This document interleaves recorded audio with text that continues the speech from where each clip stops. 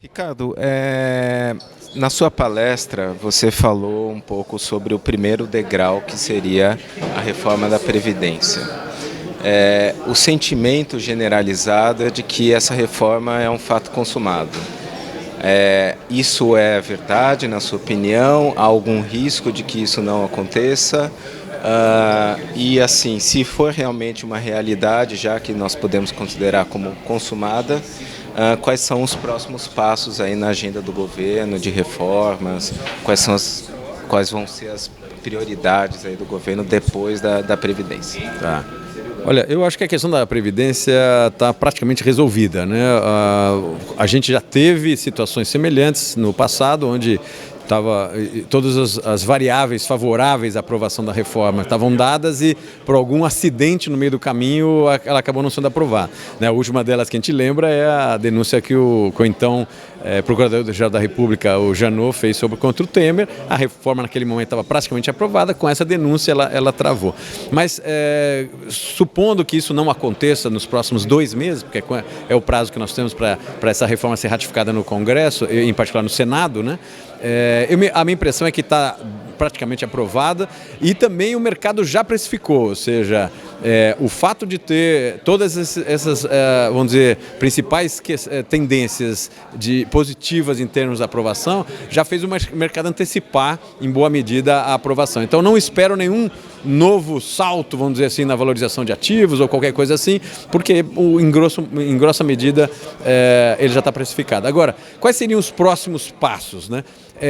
Se o governo continuar nessa mesma linha, ou seja, onde o Paulo Guedes, como ministro da Economia, tem uma fortíssima ascensão sobre as decisões do Bolsonaro com relação às prioridades da agenda do governo, e quando a gente diz prioridades da agenda do governo, não é para dentro do Executivo, é principalmente em relação ao Congresso. Caso isso ocorra, a próxima pauta é certamente a tributária, né? E aí nós temos ainda não muito claro qual que é a proposta do governo, a gente tem sinais de para onde ela deve ir e temos uma agenda que vem do Congresso. Então me parece que nesse próximo passo, nesse próximo degrau aí do ponto de vista das reformas, vai ser um certo jogo entre o Executivo e o Legislativo para a definição do que seria a agenda da tributária, porque ela não está clara. Diferente da previdenciária, que já sabia em linhas gerais qual era, essa da tributária ainda tem uma divergência bastante importante dentro do Executivo e do Executivo com o Legislativo. Mas eu diria que tudo indica que a próxima pauta, eu diria até meados ou até um pouco mais do meio do ano que vem, seria a tributária. E assim, parece que há um consenso em relação à agenda econômica no Brasil para recuperar um crescimento mais substancioso e tal. Mas parece também que o governo às vezes age como um obstáculo e não um apoiador ou um impulsionador desse crescimento econômico.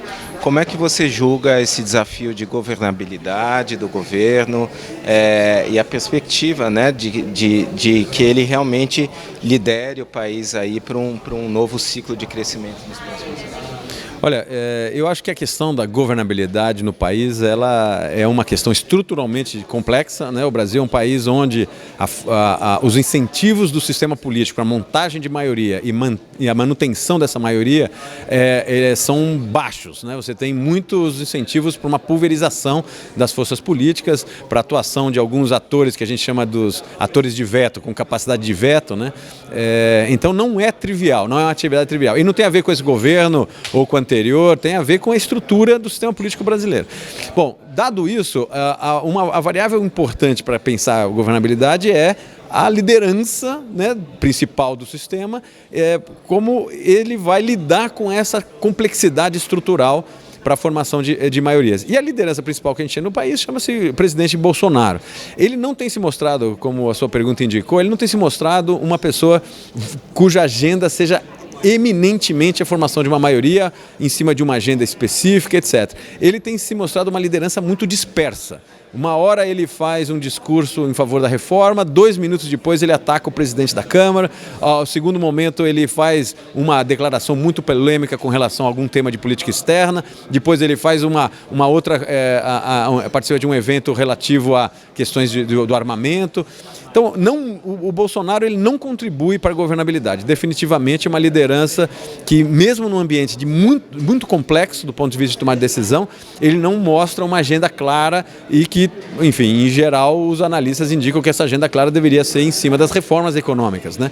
Ele dispersa muita energia dele mesmo como liderança, da capacidade do governo de pressionar os outros atores para essa reforma. Então, ele não é, de fato, um fator de estabilidade para o sistema como a gente gostaria que fosse. Porém, a participação do Guedes em relação a ele, ou seja, a importância do Guedes em frente ao Bolsonaro tem sido um lastro dentro do executivo bastante importante e tem conseguido, de alguma maneira, conter essa tendência de pulverização de energias do presidente. E no lado do Congresso, nós temos uma figura chamada Rodrigo Maia, presidente da Câmara, que faz talvez o papel do lado do Legislativo semelhante ao que o Guedes tenta fazer no Executivo. Essas duas figuras é que estão garantindo o avanço da agenda. No cenário de mais 1 ano e meio para frente, pelo menos até o final do ano que vem, tudo indica que essas duas figuras vão continuar no governo. Então a gente tem um certo incentivo para, vamos dizer, desenhar um cenário no qual essas reformas continuem sendo, se não a prioridade zero do governo, pelo menos entre as prioridades do governo, com duas cabeças que estão se articulando para elas avançarem. A reforma tributária é muito mais complexa de ser aprovada do que a previdenciária, então não creio que 6, 7 meses seja possível, diria que pelo menos aí 1 ano, 1 ano e meio, para chegar num consenso, mas se esse cenário do Rodrigo Maia e do Guedes continuar mais ou menos articulados, me parece que tem uma boa chance disso produzir algum resultado.